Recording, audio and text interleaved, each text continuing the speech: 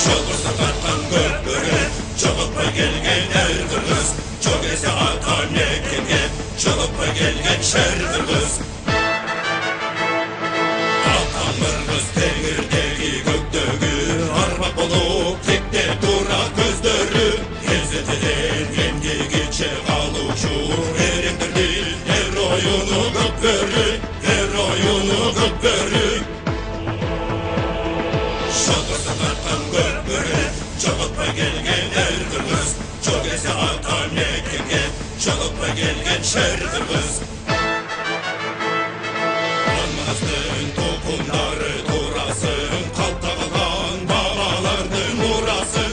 Kırmızlardan gökbörünün gökdoğusun, kılımlarga ulansın, kılımlarga ulansın. Şolursa tartkan gökbörü, çoğuppa gelgen er kırgız.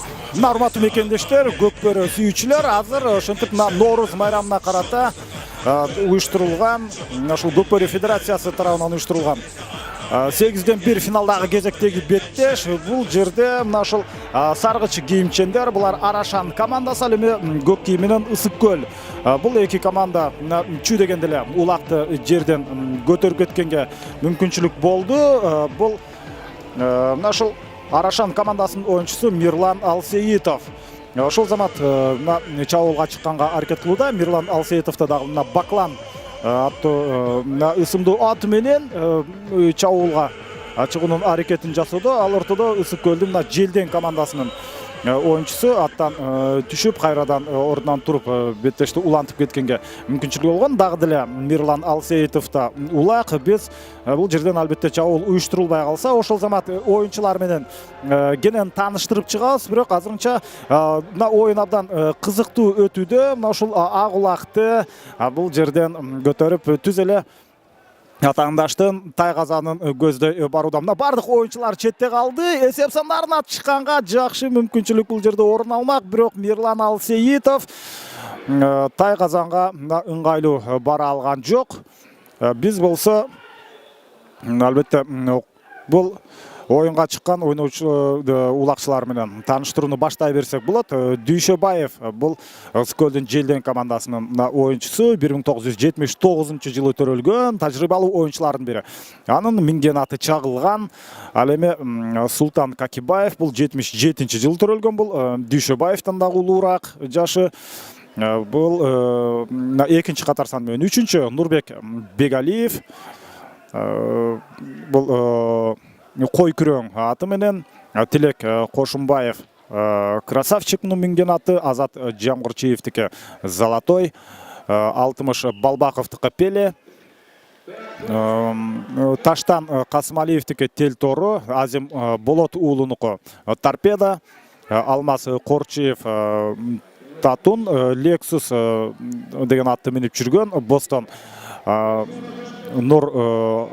Нуркадиев, жана андан сырткары Канат Иманалиев бар, жана Аскар Токтосунов. Атаман бул Аскар Токтосуновдун минген аты.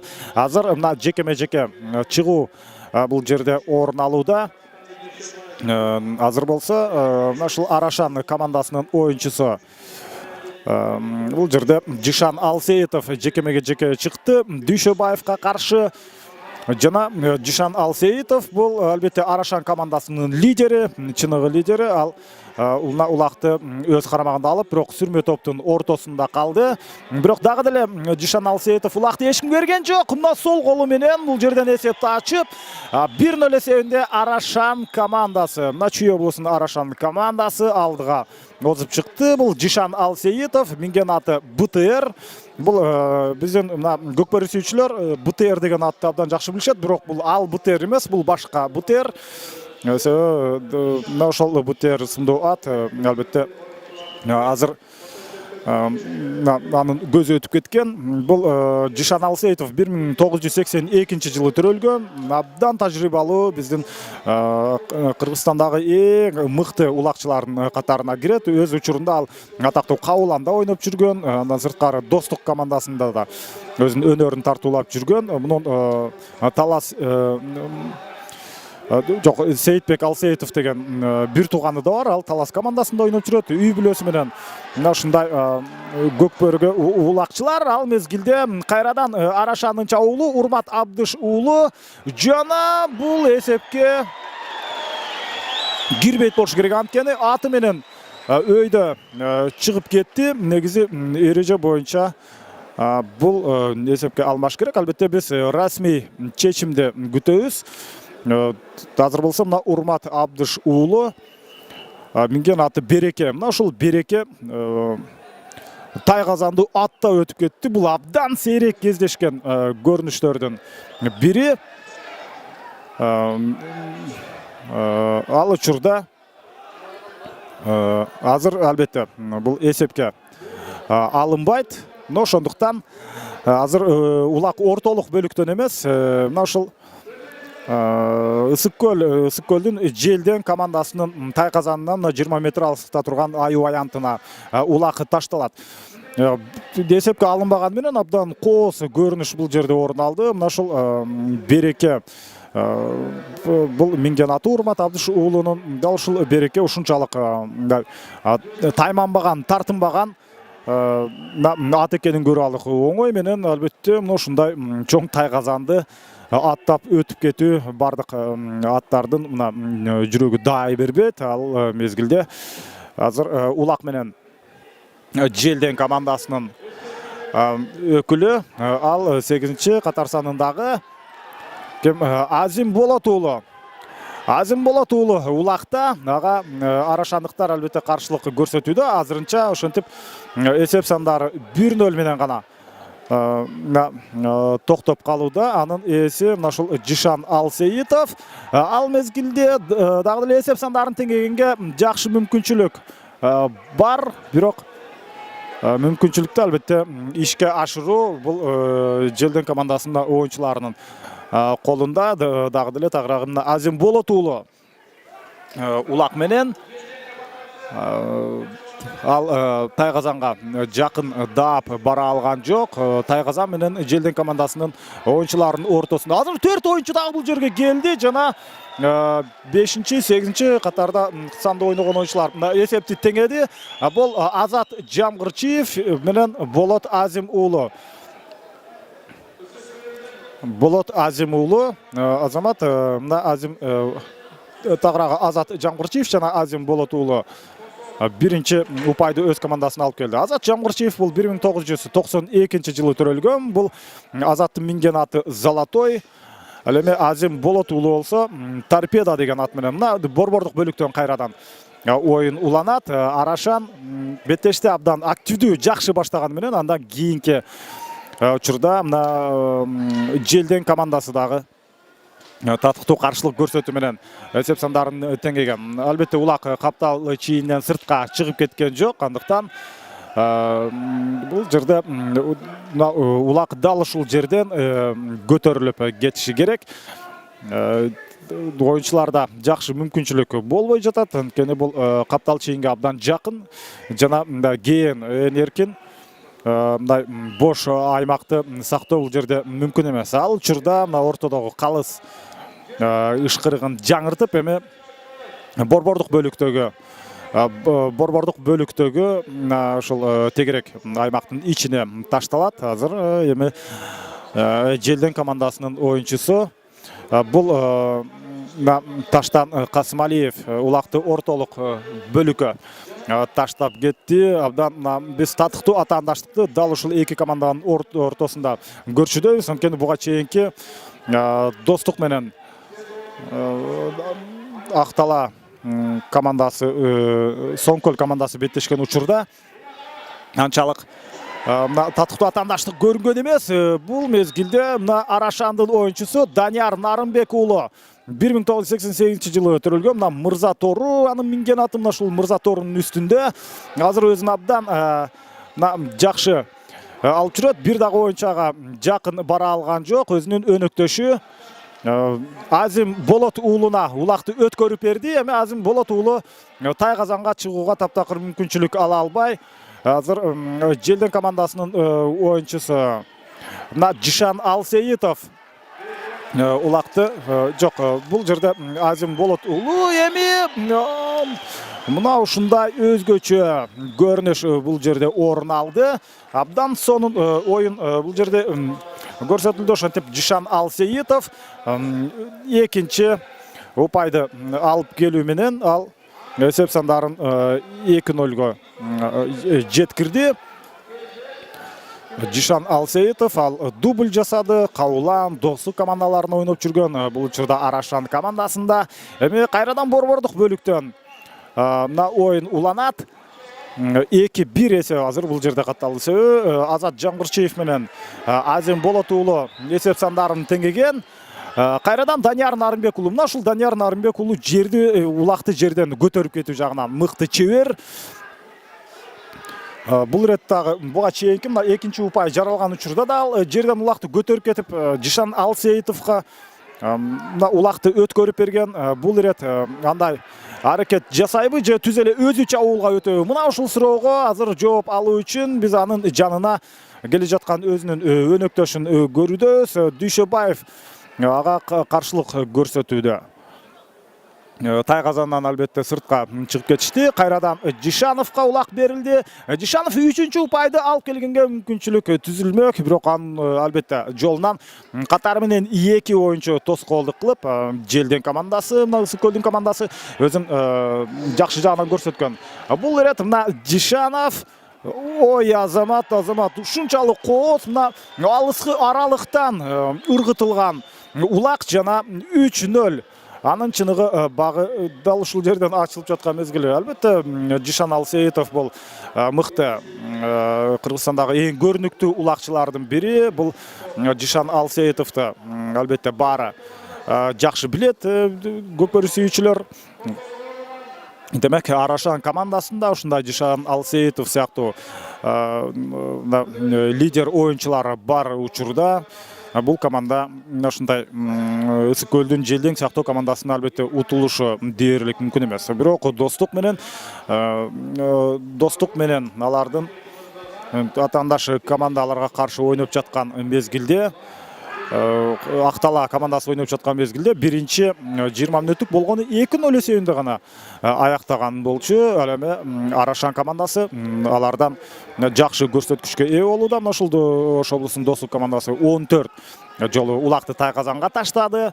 Бул Сары Өзөндүн рекордуна жеткен жок. Сары Өзөн 16 рет 8-1 финалда улакты атаандаштарын Тайгазанына таштаган. Бул рет болсо Арашандын оюнчусу Бактияр Токтокожоев Кобра ысымдуу минген аты менен улакты жерден көтөрүп кеткен. Ошол замат эми Таштан Касмалиев ага каршылык көрсөтүп, алар мына ушул сүрмө топ сүрүлүп келип каптал сызыктан сыртка чыгып кетти. Андыктан Таштан Касмалиев кайрадан ортолук бөлүктөгү мына тегерганттын ичине улакты таштады. Эми биз жеке оюнду дал ушул жерден көрөбүз. Ишенбек Иманалиев чыкты Арашандан. Соңкөлдөн тагыраагы Ысык Көлдөн болсо Азим Болот уулу. Демек Азим Болот уулу азыр Ысык Көлдүн курамындагы эң активдүү оюнчулардын, пайдалуу оюнчулардын бири болууда. Демек Азим Болот уулун биз Ысык Көл командасынын чыныгы лидери деп айтсак болот. Азим Болот уулу 1994-жылы төрөлгөн. Анын минген аты Торпеда. Дал ушул Азим Болот уулу улакты жерден көтөрүп өйдө ала алды. Жана Тазыр Ишенбек Иманалиев улакты кое берген учурда гана ал чабуулга өткөнгө. Арашандын Тайгазанын көздөй бара жаткан мезгил. Коргонууда Арашан мыкты. Андыктан да 2 оюнчунун 2 четинен ошол Арашандын коргоочулары тоскоолдук кылган. Эми эсеп сандарын кыскартканга мүмкүнчүлүк болобу жок, андай эмес. Эмне үчүн? Анткени эки жактан 2 оюнчу улакты кармап турган учурда албетте Тайгазанга улак таштоо мүмкүн эмес болуп чыгат. Бирок дагы деле Ысык Көл оюнчулары улак менен дагы деле эч кимге улакты ушул Болот уулу берчүдөй эмес. Бирок Тайгазанга жакындатпай Арашан оюнчулары аларга тоскоолдук жаратууда. Бул алгачкы 20 мүнөттүк эсеп сандары 3-1. Бул албетте азырынча Арашан командасы ишенимдүү алдыга чыга элек. Эми дагы бир ирет мына чабуулга чыкканын аракетин Ысык көл командасы көрүүдө. Жакшы команда экенин бул жерден байкоодубуз. Жана Болот уулу таптакыр мүмкүнчүлүк ала албай Арашандын тайгазанынын тегерек четинде уламдан улам мына ушундай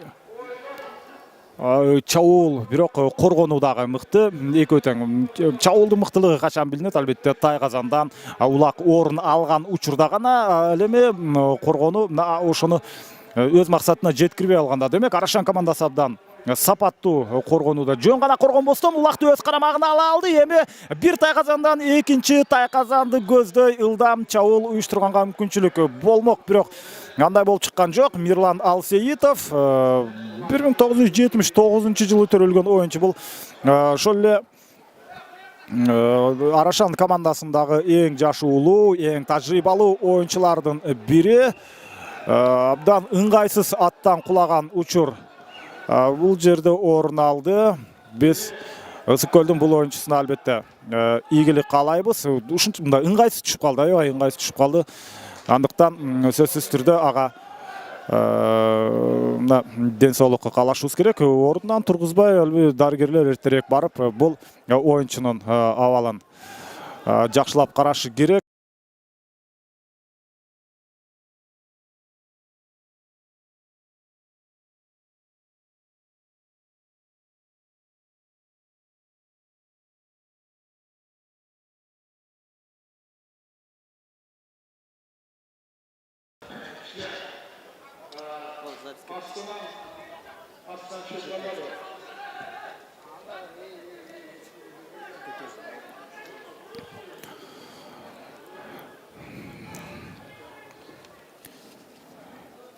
Улак Арашан командасынын лидери Жишан Алсеитов да ал улак менен ушундай жогорку ылдамдыкта бара жатат. Анын мындай ылдамдык менен улакты кандай таштаганын жакшы билебиз. Бул ирет албетте бул ирет дагы ийгиликтүү. Ошентип 4-чү упайды дагы өз командасына кайрадан эле Жишан Алсеитов алып келди. Арашан командасында 4-1 эсебинде Арашан командасы алды болсо, мына ушул 4 жолу улакты тайгазанга таштаган бул Жишан Алсеитов. Анын мына БТР командасы дагы ушунчалык өзүнө ыңгайлуу ылдамдыкты кармап берди. Ал бул БТР мына ушул тайгазандын жанына барып токтоп, өзүнүн ээсине ыңгайлуу учурду түзүп бербей, жөн гана тайгазанды айланып өтөт. Мына ушул айланып ылдамдык менен айланып өтүп бараткан учурда Жишан Алсеитов улакты тайгазанын ичине таштап кетет. Азыр болсо Ысык көл командасынын оюнчусу Нурбек бул 1988-жылы төрөлгөн кой күрөңдүн ээси. Кой күрөңдүн үстүндө минеп азыр албетте улакты эч ким көрбөй, сүрмө топтун ичинен чыга албай жаткан мезгил. Албетте чыккан күндө деле чабуул уюштуруу бир аз кыйынга туруп калышы мүмкүн. Анын ичинен ишенимдүү чыга алабы кеп мына ошондо азыр өзүнүн өнөктөшү аны өнөктөшүнүн тизгинин кармап бостон Нур Хадиев аны ушул тайгазанды көздөй албетте сүйрөп баштады эле. Анын жыйынтыгы эмне болду? Жыйынтыгы албетте аянттан сыртка улак менен чыгып кетишти. Андыктан азыр Арашан командасынын тайгазанын жанындагы айып аянтка улак ташталды. Эң башкысы эми бул жерден жеке чыгуу орун алат дагы, анда ким ийгиликтүү болот деген суроо бар. Азим Болот уулу кайрадан Ысык көлдүн лидери жекеге чыкты. Ал эми Калмурза Аскаров бул Арашан командасынын оюнчусу. Бул ирет дагы Болот уулу ийгиликтүү. Бирок ал ийгиликтүүлүк толук өз максатына жете элек. Анткени Калмурза Аскаров ага тоскоолдук жасап, турат, бирок мына албетте аянттан сыртка чыкты, демек бардык оюнчулар бул жерде улакты талашканга жана коргонууга өткөнгө мүмкүнчүлүк ала алат. Дагы деле Азим Болот уулу улакты эч кимге берчүдөй эмес. Эң башкысы анын өнөктөштөрү мына өздөрүнүн атаандаштарына тоскоолдук кылып, аны улакты тартып алганга мүмкүнчүлүк бербеши керек.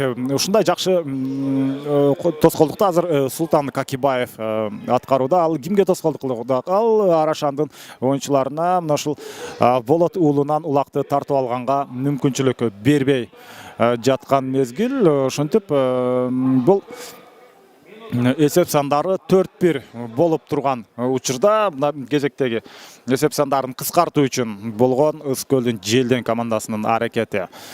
Сүрмө топ бири-биринен алыстачууда эмес, анткени улак дал ушул сүрмө топтун ортосунда, бирок Арашан командасынын тайказанынын жанында. Эсеп сандарын теңегенге мүмкүнчүлүк болобу? Анткени саналуу гана секундалар калды. Бирок ага таптакыр мүмкүнчүлүктү албетте Арашан командасынын оюнчулары берген жок. Албетте азыр мына эсеп сандарын кыскартып алса, мындан кийинки бөлүктөрдө Ысык көлдүн Желден командасы үчүн жакшы эсеп сандарын теңегенге, ийгиликке жеткенге мүмкүнчүлүк болмок. Бирок 4-1 эсебинде бул биринчи бөлүк соңуна чыкчудай, анткени дээрлик убакыт аяктап калды. Бирок калыс азырынча токтот элек, андыктан чабуулду мындан ары уюштурганга мүмкүнчүлүк болобу. Дагы деле болсо мына бул жерде Азим Болот уулунда улак жүргөн, бирок биринчи 20 мүнөттүк аягына чыгып калып, ортодо тыныгып алат жана тыныгуу болот. Биз албетте экинчи бөлүктөн жолугабыз.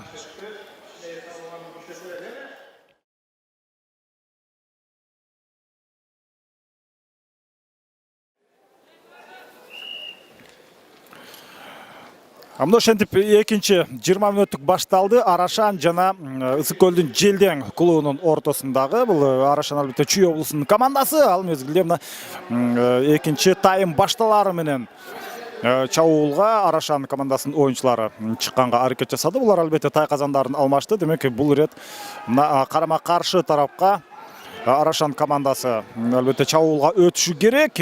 Ал мезгилде Ысык көлдүн оюнчусу улакты өз карамагына алганга дээрлик жетишти. Бул Алтымыш Балбаков 1984 жылы төрөлгөн. Бул Балбаковдун минген аты Пеле, мына ушундай атактуу футболчунун атынан коюлган. Бул ат азыр өзүнүн чыныгы Пелелигин көрсөттү, анткени ал аянттан сыртка чыгып кетти. Биринчи 20 мүнөттүктүн жыйынтыгы боюнча эсеп сандары 4-1. Дал эми Желден командасынан, Ысык көлдүн командасынан Азат Жамгырчиев менен Азим Болот уулу экөө чогуу бир упайды алып келишти. Ал эми Арашандын курамында Жишан Алсеитов 4 упайды ала алган. Азыр болсо жакшы мүмкүнчүлүк мына Арашан командасында түзүлмөк, бирок ал мына Дүйшөбаев дал ушул жерден чагылган аты менен келип улакты мына каптал чийинен улак менен кошо сыртка чыгып кетип, эми кайрадан жекеме-жеке Дүйшөбаев жана ага каршы Анвар Анарбек уулу Сүлүк Кара ысымдуу аты менен айбанаттын ичинде жекеме-жекеге чыкты. Жишан Алсеитов бул өзү мына ушул менин билишим боюнча бул Арашандан жана өзү команда түзүп, булар алгачкы ирет мына расмий беттешке катышып отурат. Демек жаш команда деп айтсак болот.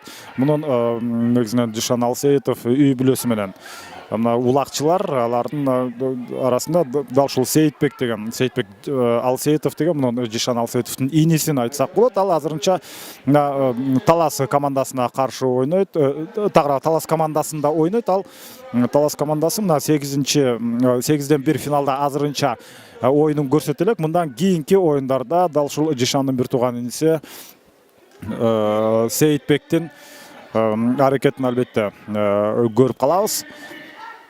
Эмне үчүн биз Жишан Алсеитов жөнүндө көбүрөөк сөз кылып атабыз, анткени Арашан командасына 4 упайды алып келген дал ушул оюнчу өзүнүн командасындағы чыныгы лидери. Азыр Дүйшөбаев болса ишенимдүү мына биринчи номер менен ойноп, улакты алганга өзүнүн аракетин жасап жатат. Ага каршы Анварбек уулу ага тоскоолдук кылып, эми оюнчулар алмаша турган мезгил келди. Эмне үчүн? Анткени калыс атайын убакыт белгилеп берет. Дал ушул белгиленген 1 мүнөт ичинде эки жекеме-жекеге чыккан оюнчунун бирөөсү улакты жерден көтөрүп кетиши керек. Азыр Арашандан Калмурза Аскаров, ал эми Калмурза Аскаровдун атаандашы Азим Болот уулу улакты жерден көтөрүп кеткенге мүмкүнчүлүк түзүлдү. Биз ушул жекеме-жекеде аттын дагы мааниси абдан чоң. Негизи эле Көкбөрүдө ийгиликтин 60-70% дал ушул минген аттарына көз каранды.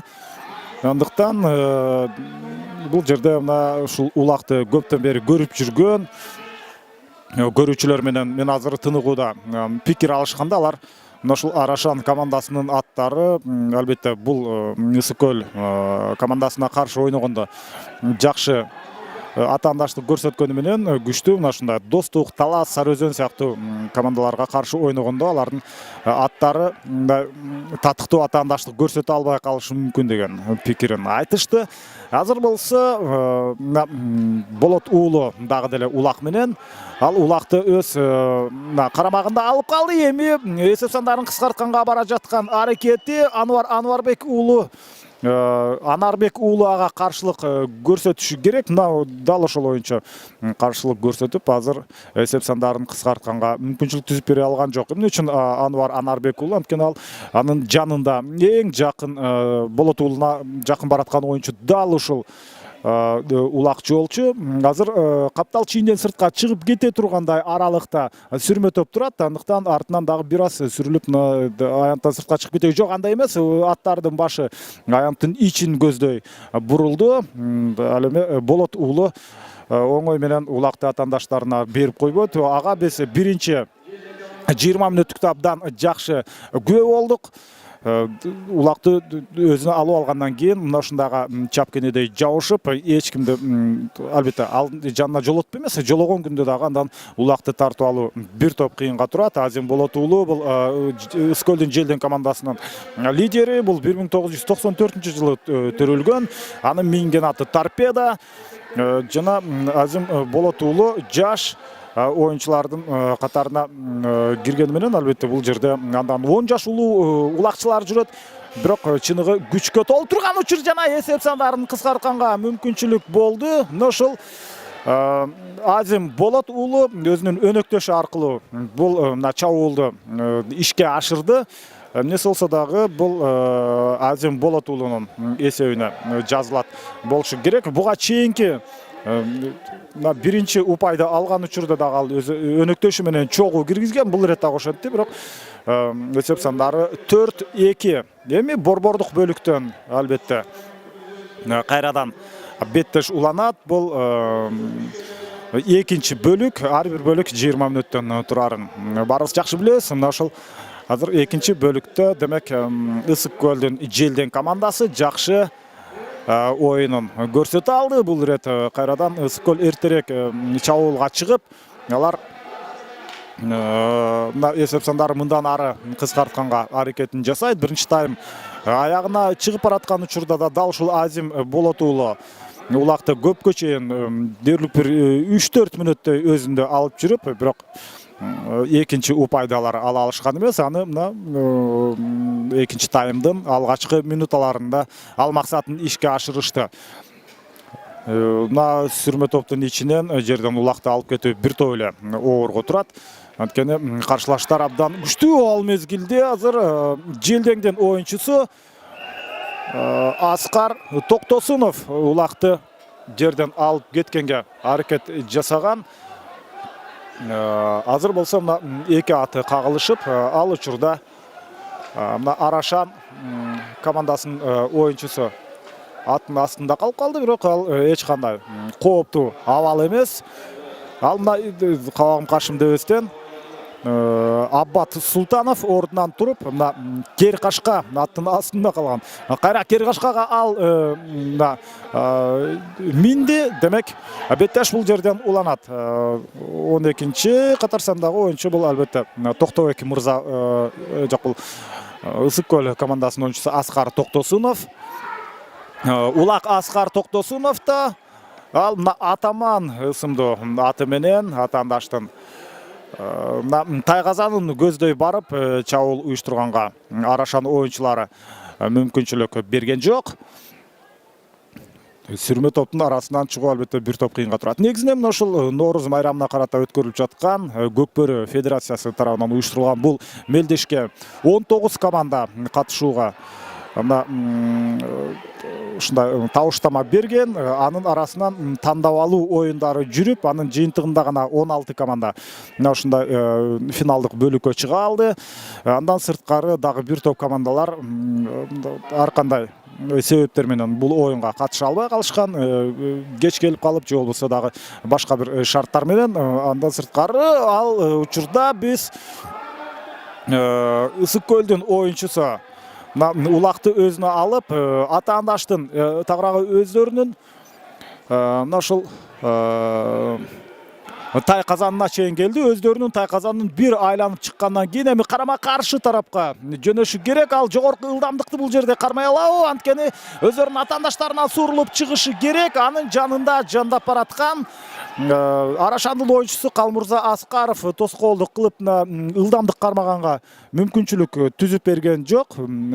Тескерисинче мына тоскоолдук жаратты. Бул албетте Арашан командасынын негизги максаты. Дал ушундай болчу, алар бул жагынан албетте ийгиликтүү болуп чыгышты. Негизинен мына футбол азыр мына сүрмө топ бул жерде жүрөт. Ошол Көкбөрү Федерациясынын жетекчилиги менен мен тыныгууда сүйлөшкөндө алар айтып атат, Кудай буйрса мына келечекте Кыргызстандын ар бир айыл өкмөттөрүнөн командалар чыгып, алар Кыргызстандын ички чемпионатын уюштурушат. Анда биринчи дивизион, экинчи дивизион сыяктуу мына ушундай бөлүктөр, эки бөлүктөн туруп Кыргызстанда бул Көкбөрүнүн деңгээли мындан дагы бир топ жогорку деңгээлге көтөрүлө турган учур. Кыргызстандын ар бир айылында мына ушундай атты сүйгөн, ат оюндарын сүйгөн Көкбөрү улак тартышты, улак тартыш менен алектенген жок дегенде бирден команда бар. Мына ошондуктан бул келечекте дал ушул Көкбөрү оюну абдан чоң, өзүнчө бир биздин көрүүчүлөр аны көрүп ырахат алган деңгээлге, дагы жакшы жогорку деңгээлге жетет деп айтсак болот. Мына массалык түрдө азыр болсо мына ушундай Кыргызстандын 16 командасы Нооруз майрамына карата мелдеште өткөрүүдө. Кайрадан эле Азим Болот уулу улакты жерден ишенимдүү көтөрүп ала алды. Азырынча аянттын сыртына чыга элек, андыктан башка оюнчулар ага келе албайт болчу. Эки команданын 8-чи катар сандагы оюнчулары бул албетте Жишан Алсеитов жана Азим Болот уулу.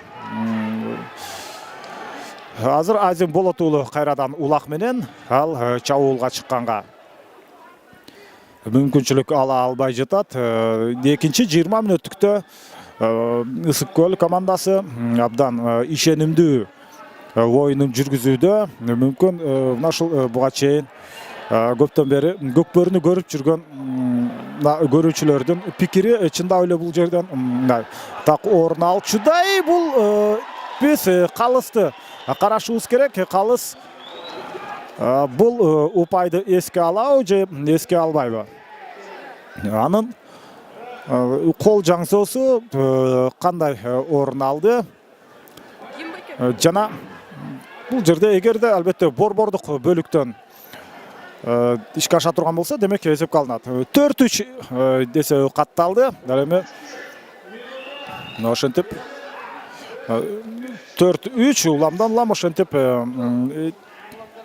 эсеп сандарын кыскартканга мына экинчи 20 мүнөттүктө абдан жакшы мүмкүнчүлүк түзүлдү. Мүмкүн албетте бул Арашан командасы жашыраак, мына ошондуктан булардын алгачкы расмий беттеши өздөрүнө ыңгайлуу мүмкүнчүлүктү ыңгайлуу упай айырмачылыгын сактап кала алышкан жок. Алардын ушул Көкбөрүнү сүйүп көрүп жүргөн көрүүчүлөрдүн пикиринде булардын аттары бир аз татыктуу атаандаштык көрсөтө албай калышы мүмкүн деген, бул дал ушул жагынан бир аз чындыкка жакындап калган мезгили. Азыр болсо Арашандын оюнчусу Калмурза Аскаров улакты жерден көтөрүүдө атынан жерге түшүп токумда болуп калган экен. Демек анын ордуна ошол замат азыр башка оюнчу Мирлан Алсейитов оюнга аралашты. Улакты жерден көтөрүп кетүү мүмкүнчүлүгү Анарбек уулунда болгон, ал дагы улакты жерден көтөрө албай, эми бул жерден бирме-бир жекеме-жеке орун алат. Мирлан Алсейитов аянттын ичинде жакын жерге турганда жекеме-жекеге дал ушул оюнчу чыгат сыяктуу, бирок ал аянттын ичине кирген жок. Биз алдын ала ким чыгаарынан божомол кылбай койсок деле болот. Анткени ошол замат албетте азыр аянттын ичине ким кирсе, ал улакчылар тууралуу биз жакшылап айтып беребиз. Ысык-Көл командасынан кайрадан эле Дүйшөбаев чыкты.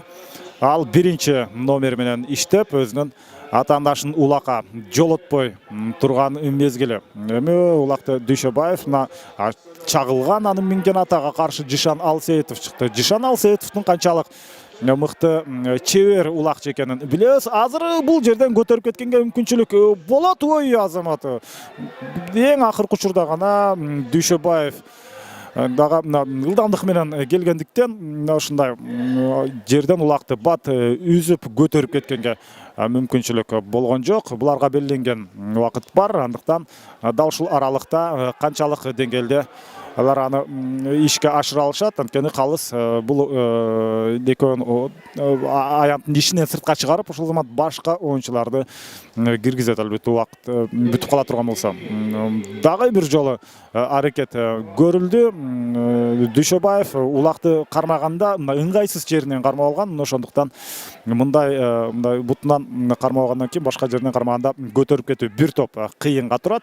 Эмнегедир Жишан Алсейитов ушул жекеме-жекеде өзүн активдүү алып жүргөн жок. Ал тайказанга улакты таштоо жагынан абдан чебер, бирок мындай жекеме-жеке чыгууда ал жөн гана атаандашына тоскоолдук гана көрсөтүү менен чектелди. Бул ирет Мирлан Алсейитов эми Арашандан. Мирлан Алсейитов ал Баклан ысымдуу аты менен аянттын ичинде ага каршы Азим Болот уулу бул Желден командасындагы лидер. Өз командасынын дээрлик эки чабуулуна толук аралашты, эки упайына, үчүнчү упайда дагы ал өзүн ишенимдүү алып жүргөн. Ой азамат, Азим Болот уулу улакты жерден көтөрүп кеткенге мүмкүнчүлүк ала алды. Мирлан Алсейитов ага ал учурда каршылык көрсөтө алган эмес, бирок анын артынан калбай өздөрүнүн тайказанынын тушунда кармап турган учуру. Бул ушул топтон суурулуп чыгышы керек дагы, карама каршы тарапка тайказанга жөнөгөнгө аракет жасайт. Ал канчалык ийгиликтүү болорун азыр мына сиздер менен чогуу байкап көрөбүз. Ал мезгилде мына ийгиликтүү чабуулга чыкканга мүмкүнчүлүк болбой жаткан, коргонуу абдан мыкты, жогорку сапатта. Бир ылдамдык кармай турган болсо, албетте бир да оюнчуну жеткирбей чуркап кете турган аттар болот беле. Чуркап кеткенде анын артынан кууп жеткенге мүмкүнчүлүк болот беле. Азим Болот уулу ал өзүнө улакты алып алса оңой менен башка бирөөлөргө бербейт. Албетте биринчи бөлүктө ага толук көзүбүз жеткен. Ошентип экинчи 20 мүнөттүк дагы ортолоп калган учуру. Эсеп сандары болсо 3-1. Бул ошондо бул беттештин тагдыры чечиле элек деген ошол чечиле электигинен кабар берет. Сүрмө топтун так ортолук бөлүгүндө Азыр Азим Болот уулу эми ал өзүнүн өнөктөшүнө улакты бергенге аракет кылды же Дүйшөбаевга топ улакты аракет бергенге аракет жасаган. Азыр бул жерден мына Арашандын оюнчусу улакты тартып алды, Мирлан Алсейитов. Бирок ал дагы чабуулга чыкпастан өзүнүн өнөктөштөрүн күтүп турат. Жишан Алсейитовду көрсө, Мирлан Алсейитов күтүп турган. Жишан Алсейитовдун чабуулга чыгуу жагынан ага каршылык көрсөтүү абдан кыйын. Дээрлик 3 оюнчу, мына 4 коргоочу, Ыскөлдүн 4 коргоочусу баары азыр мына Тайгазандын тегерек четинен орун алып алды дагы.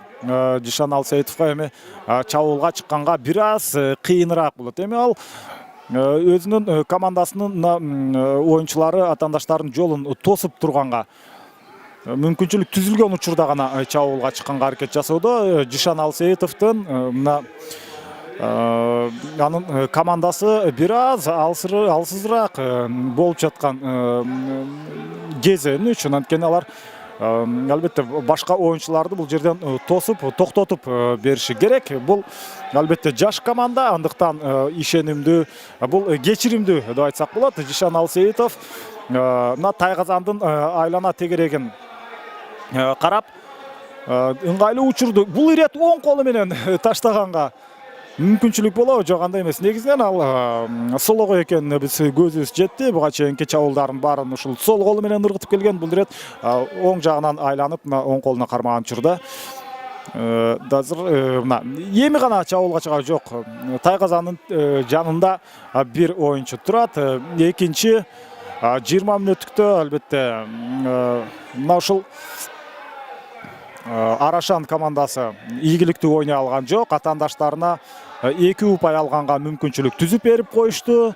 Ошондуктан 4-1 алардын ишенимдүү эсеби мында көз көрүнө жоголуп 4-3 эсеби катталды. 30 секундда калыптыр. Мына ушул аралыкта эми Жишан Алсейитов жок дегенде 1 упай алганга мүмкүнчүлүк ала алабы? Жана мүмкүнчүлүк түзүлдү. Ой. Жишан Алсейитов мүмкүнчүлүк түзүлбөй калганын сезгенден кийин ошол замат улакты жерге таштабастан кайрадан өз карамагында алып калды. Мына секундаларды алып барчу эсептеп атат. Жана убакыт соңуна чыкты. Экинчи тайм артта калды.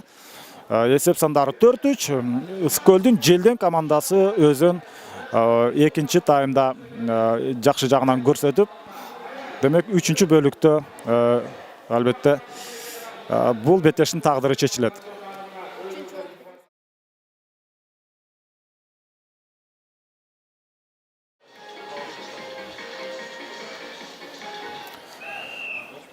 Мына 3-чү 20 мүнөттүк башталды. Бул Арашан жана Ыскөлдүн Желден командалары ойноп жатат. Беттеш башталары менен Арашандын оюнчусу Урмат Абдыш уулу улакты өз карамагына алып кетти эле, бирок албетте аянттан сыртка чыгып кеткендиктен ошол замат калыс ышкырыгын жаңыртып эми жекеме-жеке орун алат. Биз күткөндөй эле бул жерден азыр Арашандан 8-чи катар санда ойногон Азим Болот уулу чыгыш керек болчу, бирок бул ирет андай болгон жок.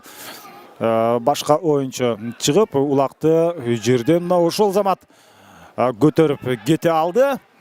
Демек бул 3-чү раунд, 3-чү бөлүк абдан oyunun taqdirini çeçe turgan bölük bolmoqçu. Себеби болгону бир гана упай айырмачылык бар. 4-3. Арашан командасынан 4 рет Жишан Алсейитов улакты Нашыл Тайгазанга салган. Эми бул жерде Ысык-Көл командасынан Болот Азим уулу ийгиликтүү ойноду. Ал 2 упайга катышты. 3-чү ирет улакты Тайгазанга салууда дагы анын албетте жардамы көп болду. Андыктан эки командада тең лидерлер бар. Бирок оюнчулар негизинен Арашан командасы биринчи жолу расмий оюнга чыгып жатканы менен ал оюнчулар өздөрү дайыма улак тартып жүргөндөр. Ошол эле Ысык-Көлдүн оюнчулары да улак тартып жүргөн оюнчулар. Буларды эми ошол буга чейин 60-70% да ошол булардын минген атынан ийгилик көз каранды деп айтканбыз. Булардын ошол аттары бир аз толук көнүп, ошол Көкбөрү оюнун бардык эрежелерине алар ээлерин түшүнүп баштаганда мына ошондо булар келечекте бул командалардан дагы жакшы күчтүү атаандаштыкты башкалар менен ойногондо күтсөк болот. Азыр мына ушунчалык татыктуу оюнду көрүүбүз. Эмнеси менен татыктуу? Анткени бул беттеште ким жеңишке ээ болот деген суроо мына 3-20 мүнөттүк башталган учурда дагы мына ачык бойдон калууда. Кайрадан жекеме-жеке чыгуу орун алдагы Азим Болот уулу жана Жишан Алсеитов. Жишан Алсеитов менен Болот Азим уулу экөө тең 8-катар саны менен беттешти улантууда. Жишан Алсеитовдун буга чейин жекемеге-жеке чыкканын көргөнбүз. Ал бул жагынан албетте анчалык ийгиликтүү эмес. Анын негизги козыры, анын жакшы сапаты мына ушул улакты тайгазанга таштоо жагынан абдан мыкты оюнчу. Ал өзү улакты деле жерден алып кеткенге жакшы мүмкүнчүлүгү болмок, бирок анын мүмкүн азыркы минген аты мына ушул жекемеге-жеке чыгууга эмес. Анын минген аты тайгазанга улак таштаганда жакшы шартты түзүп бере турган ат болуп эсептелет. Бул эч кандай мындай жаман көрсөткүч эмес. Ар бир аттын, ар бир улакчынын өзүнүн жакшы өздөштүргөн ыкмалары бар. Бул ирет мына Азим Болот уулу мына биз айткандай эле жерден улакты көтөрүп кеткенге мүмкүнчүлүк ала алды. Жишан Алсеитов бул жагынан атаандашына утулганы менен улакты мына тайгазанга таштоо жагынан ал мыкты оюнчу. Азыр эми мына Жишан Алсеитов азыр ат үстүндө улакты тартып алуу болгон аракетин жасоодо, ат үстүндө улакты улакка ээлик кылуу жагынан Жишан Алсеитовго тең келчү оюнчу. Азыр бул эки команданын арасында жок. Улак кайрадан каптал чейинен сыртка чыгып кетти. Демек, кезектеги жекеме-жеке оюн орун алат. Биз дагы бир жолу мына оюнчулар менен тааныштырып кетмекчибиз. Эреже боюнча ар бир командада, эреже боюнча ар бир командада 12ден улакчы бар. Булар Дүйшөбаев, биринчи бул Скөлдүн Желден командасынын оюнчулары Какибаев Султан, экинчи катар сан менен үчүнчү Нурбек Бадиев, төртүнчү Тилек Кошунбаев, бешинчи Азат Жамгырчиев, алтынчы Алтымыш Балбаков, жетинчи Таштан Касымалиев, сегизинчи Азим Болот уулу, Алмасы Корчиев 9, Бостон Нуркадиев 10-чу, Канат Иманалиев 11, Аскар Токтосунов 12. Эми бул Скөлдүн Желден командасынын баш баштыруучусу Аскар Токтосунов, команда жетекчиси Улан Исмаилов. Азыр кайрадан жекеме-жеке чыгуу бул жерде орун алууда. Арашан командасынан Ишенбек Иманалиев чыкты. Ал биринчи номер менен иштеп атат. Бул Иманалиевдин минген аты Азон.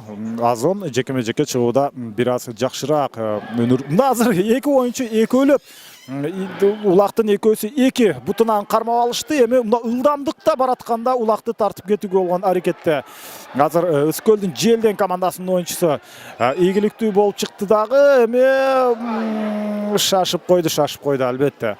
Улакты эртерээк мына ушундай ыңгайлуу учурга алып алган. Андыктан бул жерден эсеп саны теңелсе, анда биз абдан жакшы оюнду көрмөкпүз. Ал албетте ишке ашпай алды. Азырынча Арашан командасы алдыда. Биз эми дал ушул команданын оюнчулары менен тааныштырып өтөбүз. Бул биринчи катар санда Мирлан Алсеитов, андан кийин экинчи Фархат Шаршакеев, үчүнчү Аббат Султанов, төртүнчү Бактияр Токтокожоев, бешинчи Данияр Нарымбек уулу, алтынчы Кайрат Кыштобаев, жетинчи Урмат Абдыш уулу, сегизинчи бул Жишан Алсеитов, команда капитаны, команданын лидери, Калмурза Аскаров 9, Ишенбек Иманалиев 10, Анвар Анарбек уулу 11, жана Токтобек Мырзабай уулу 12. Кайрадан жекеме-жеке эми Данияр Нарымбек уулу Арашан командасынан дал эми бизге көнүмүш адат болуп калган Азим Болот уулу Желден командасынан чыкты. Азим Болот уулу албетте биринчи номер менен иштейт. Дайыма ага каршы бул беттеште бир дагы атчан, бир дагы улакчы ага каршы мына Арашан командасынан татыктуу атаандаштык көрсөтө албайт. Азим Болот уулу улакты жерден көтөрүп кетти. Мына оң колу менен алып, ал улак колунан үзүлүп бараткан учурда ошол замат сол колго, сол тарапка улакты оодарып, ишенимдүү кармап алган сыяктуу. Эң башкысы эми дал ушул жерден өзүнө ыңгайлуу улакты кармап алгандан кийин тайгазанды көздөй жөнөшү керек.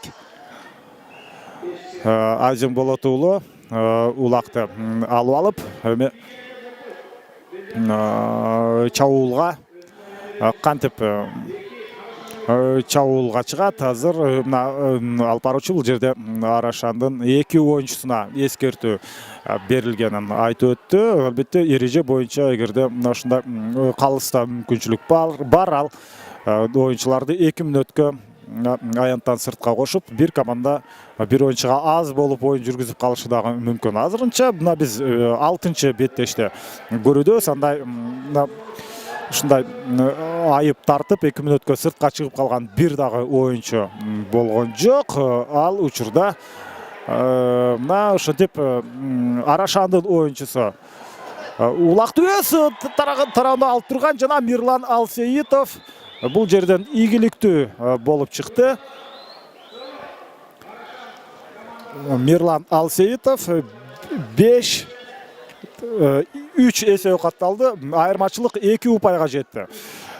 Экинчи таймда, айрыкча экинчи таймда Ысык-Көлдүн Желден командасы жакшы жагынан көрсөткөн. Андыктан эми калган 10 мүнөт ичинде жок дегенде Ысык-Көлдүн Желден командасы 2 жолу улакты тайгазанга салышы керек. Но ошондо гана алар чейрек финалга чыкканга бир аз болсо да мүмкүнчүлүк алат. Анткени теңчиги орун алып калса, демек андан ары кошумча убакыт берилет. Андан соң булит ыкмасында жеңүүчү аныкталат.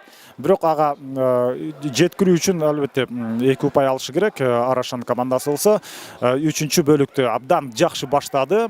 Мындай кыймыл аракет сөзсүз түрдө аларды азыр убакыт өткөн сайын албетте Арашан командасынын чейрек финалга жакындатып барган учуру. Бул жерде Тилек Кошунбаев улакты жерден көтөрүп кеткен, бирок капталсыздыгынан сыртка чыгып кетип, кайрадан жекеме-жеке орун алат. Борбордук бөлүктө 2 командадан кимдер кайрадан эле Азим Болот уулу Ысык-Көл командасынын атынан жекеме-жекеге чыкты. Ал эми ага татыктуу каршылык көрсөткөн бир дагы оюнчуну биз албетте Арашан командасынан көрө элекпиз. Азим Болот уулу биринчи номер менен бул жерде иштегенге аракет жасашы керек. Ал мезгилде Азамат Арашандын оюнчусу Ишенбек Иманалиев улакты жерден көтөрүп кетти. Биринчи ирет мен бул беттештеги ушул Арашан командасы жекеме-жекеде ийгиликтүү болгонун көрө алдым. Ишенбек Иманалиев, анын минген аты Азон, өзү 1986 жылы төрөлгөн оюнчу. Аны катары менен 2 атаандаш кысмакка алды. Ошол заматта албетте Арашандын башка оюнчулары бул жерден ага жардамга келип, сүрмө топтон суурулуп чыкканга шарт түзүп бериши керек. Азондун ылдамдыгы жана ага ушундай суурулуп катуу ылдамдык менен кеткенге шарт түзүлбөй алды. Бул азыр кооптуу орун алып калышы мүмкүн. Анткени улак дээрлик аянттын сыртына чыгып кетчүдөй болуп турат. Аттардын ылдамдыгы токтоду. Демек алар азыр албетте аянттын ичин көздөй кеткенге аракетин жасашат. Дагы деле улакты эч кимге Арашан командасынын оюнчулары берчүдөй эмес. Эң башкысы бул жерде мына Жишан Алсеитовго улак берилиши керек. Жишан Алсеитовго берилсе, ал дээрлик бир 50% улак тайгазанга түштү деп эсептей берсе болот. Албетте 100% эмес. Андыктан азыр Жишан Алсеитов келди жана Жишан Алсеитовго улак берилди. Ал Бутер менен Чаулда ага каршылык көрсөтүү бир топ кыйын. Бир оюнчуну жазгырып өткөнгө аракет жасаган дээрлик канча оюнчу, бул жерде 2 оюнчу анын жолун тосуп чыкты. Дагы бир айланып чыгып, эң ыңгайлуу учур жана эсеп. Ай. Албетте аралык бар болчу, дээрлик бир 3 метрдей. Ал жерден Жишан Алсеитов албетте бул 3-чү бөлүк, андыктан бул Арашандын лидери дагы бир аз кубаты кете баштады, бир аз чарчап чалыга баштады. Анткени ал өзү жалгыз өз командасын алга сүрөп келген. Ошондуктан бул ирет ал 3 упай айырмачылыгын жасап кое алган жок. Дагы 8 мүнөт бар. Бул таймдын бүтүшүнө жана жалпы эле беттештин бүтүшүнө 8 мүнөт бар. Ал ортодо кайрадан жекеме-жеке чыгуу.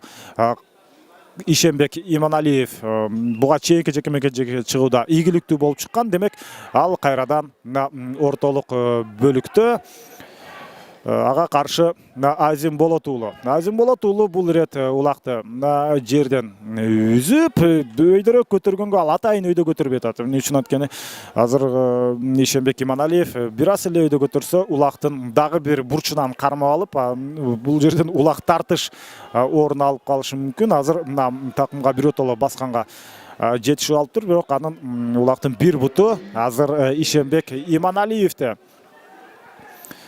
Азим улакты өз карамагында алып калуу үчүн ушул Ишенбек Иманалиевден биротоло ажырап, андан суурулуп чыгышы керек. Негизи мындай көрүнүштөн албетте Ишенбек улакты тартып алышы дээрлик мүмкүн эмес, бирок ал ушунун өзүнүн өжөрлүгүнө салып азыр аянттын ичинде турат. Башка оюнчулар аянттын ичине кирип буларга албетте жардам бере албайт, көмөк бере албайт. Андыктан эми бул аралыктан чыгып кеткенге кимде мүмкүнчүлүк болот? Негизинен убакыт өтүп атат. Бул албетте Арашан командасы үчүн ийгиликтүү. Бул жагындагы Ишенбек Иманалиев эске алса керек. Ошондуктан ал бир топко чейин улакты кармап турду. Азыр Азим Болот уулу Чаулга чыга турган учур бул жерде орун алат. Азим Болот уулу улакты көпкө чейин өз карамагында алып жүрө алат. Азыр Арашандын эң негизги максаты албетте Тайгазанга улакты таштатпай кармап калуу жана андан сырткары алар убакытты чойгонго дагы аракетти жасап башташ керек. Мына дагы бир нече мүнөт артта калды. Дээрлик мындай жеке эсебим боюнча 5-6 мүнөттөй убакыт бар. Араша командасы жеңишке жетүү үчүн ал эми Ысык көл аны менен макул эмес болсо, бул жерден эсеп сандарын кыскартышы керек. Ал ийгиликтүү болобу.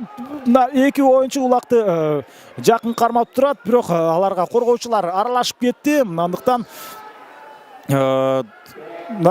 Тайгазандын четинде албетте улак үчүн күрөш бир топко турду дагы. Азыр ортолук бөлүктө Мирлан Алсеитов улакты дээрлик өз колуна алгандай болгон. Эми аянттын бул жерде ичинде турду эле, калыстын ышкырыгы жаңырды бул жерде. Демек, азыр Арашан командасынын Тайгазанынан 20 метр аралыктагы жерге албетте улак ташталат. Кайрадан жекеме-жеке чыгуу. Биз Азим Болот уулун кайрадан көрөбүзбү же жокпу? Анткени ал бир аз чарчап чалыга баштады. Жекеме-жеке болгон беттештерде ал уламдан улам чыгып, андан сырткары улакты да өзүндө алып жүргөн. Ал албетте бир аз анын энергиясын көбүрөөк сактагандыктан Азим Болот уулун чарчап чалыктырат. Азим Болот уулу ортого чыккан жок. Анын ордуна жаңылбасам Дүйшөбаев дагы жекеме-жекеде мыкты оюн көрсөткөн улакчылардын бири. Жана дагы 5 мүнөттөй убакыт бар экен. Ал мезгилде мына Данияр Нарымбек уулу Арашандан чыкты дагы, ал биринчи номер менен иштей албай атат. Ага Дүйшөбаев мүмкүнчүлүктү албетте берип коеру дээрлик күмөн. Улактын так ортосунда туруп, бир эңкеүү менен улакты жерден үзүп кетти Дүйшөбаев. Эми айланып атаандашынын аянтын Тайгазанды көздөй баратат. Жолунан албетте оюнчулар бул жерде тосуп чыкканга мүмкүнчүлүк болобу? жана чабуулга дагы шарт түзүлбөй, эң акыркы учурда ортолук бөлүктө мына башка оюнчулар тоскоолдук кылып калды. Бирок ишенимдүү эле тургандай болгон. Негизи Улак Тайказандан орун алып калчудай болуп барып эң акыркы мезгилде гана ал ишке ашпай калды. Бул ирет аракет жасап көрүү. Кандай көрүүчүлөр өз көрөрмандарын сүрөөнгө алып баштаган, аянттан сыртка чыгып кетти. Кезектеги жекеме-жеке чыгуу орун алат. Демек, айрыкча экинчи таймда ысык көл командасы бир топ өзөрүн жакшы жагынан көрсөтүп 2 упай алган, атаандаштарына 1 упай алганга да мүмкүнчүлүк түзгөн эмес. Бирок 3-чү бөлүктө кайрадан демилгени мына башында эле Арашан командасы өз колуна алып дагы 1 упай алган болсо, андан кийин мына ушул Жишан Алсеитов жакшы мүмкүнчүлүктү колдон чыгарган. Бул ирет Данияр Нарымбек уулу Улакты жерден көтөрүп барып андан ары алып кала албай, бул ирет ал ийгиликтүү болуп чыкты. Демек, чабуулга чыкканга 2 оюнчу тең аны мына ушундай тороп калды дагы. Ал учурдан чыгууга мүмкүнчүлүк болгон жок. Болбосо мына ылдамдык менен өзүнчө мына азыр дагы кандай мүмкүнчүлүк болот? Жок. 2 оюнчу анын тегерек четинде жүрөт. Андыктан Мирлан Алсеитовго бул жерден чабуулга чыгып, чабуулду ийгиликтүү аяктоо кыйынчылыкка туруп калды. Ал сөзсүз түрдө Улакты Тайказанга салышы керек эмес. Ал Улакты өзүндө көбүрөөк кармап, эч кимге бербей убакытты кетирүүгө аракет жасаса дагы болот. Негизинен оюндун бүтөрүнө аз гана убакыт мезгил калган учурда мына ушундай 2 упай айырмачылык бул ыңгайлуу эсеп айырма болуп саналат. Азыр болсо мына Желден командасынын Тайказанын четинде демилгени колго алуу үчүн болгон. Мына сүрмө топ толугу менен бири-биринен ажырабай, бири-бирине жанаша ойноп, азыр ар бир оюнчуну бир-бирден мына тосуудагы эми гана тактикалык жүрүш орун алып баштады. Ой Азамат мына эсеп ачылды, тагыраагы дагы бир эсе өзгөрдү. Бул ирет 2 оюнчу. Бул 2 оюнчунун ийгилиги 6-3 эсеби катталды. Оюнчулардын ким экенин карай турган болсок, бул жерде кимдер жүрөт? Мирлан Алсеитов негизи мына ушул оюнчунун чоң эмгеги 6-3. Демек, бул беттештин тагдыры толугу менен чечилди деп айтсак болот. Биз Арашан командасы чейрек финалга чыга алды. Себеби 1 минутта убакыт бар. 1 минутта ичинде Ысыкөлдүн Желден командасы 3 жолу Тайказанга Улакты таштоого дээрлик мүмкүн эмес. Эми мына Достук менен Актала ойноп, Достук командасы ишенимдүү жеңишке ээ болгон. Азыр Арашан менен Ысыкөлдүн жеңүүчүсүн дал ушул Достук командасы чейрек финалда күтүп турат. Андыктан бул команданын ичинен мына кимиси жеңишке ээ болгон учурда деле аларга чейрек финалдан ары жарым финалга өтүү бир топ кыйынга турат. Дагы бир Улактын Тайказанга салынганын көрөбүзбү? Ага толук мүмкүнчүлүк болбой кала, убакыт соңуна чыгып эле калбаса, азыр мына желдей сызып бараткан бул Ысыкөлдүн оюнчусу Султан өзүнүн Лимон аттуу сымдуу аргымагы менен убакыт соңуна чыгып калды. Арашан командасын чейрек финалга чыгышы менен куттуктайбыз. Эсеп саны 6-3 эсебинде аяктады. Ал эми Ысыкөлдүн Желден командасын болсо кийинки беттеште ийгиликтүү оюн көрсөтөт деген тилектебиз. Аларга ийгилик каалайбыз. Баарын эле мына ошол оюнда, кийинки оюндарда жакшы оюн көрсөтөт деген оюбуз бар.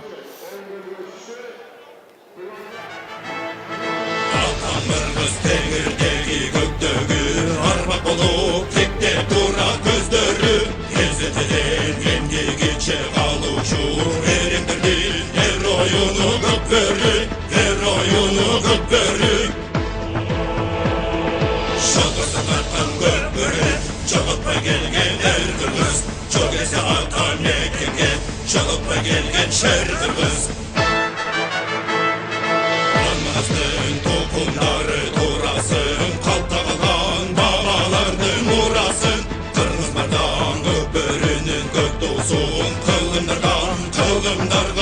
аулансын, құлындарға аулансын. Шолғысы тартқан көкбөрі, жоғалтпай келген әр қырғыз, жоқ есе ата мекенге, жоғалтпай келген шәр қырғыз. Шолғысы тартқан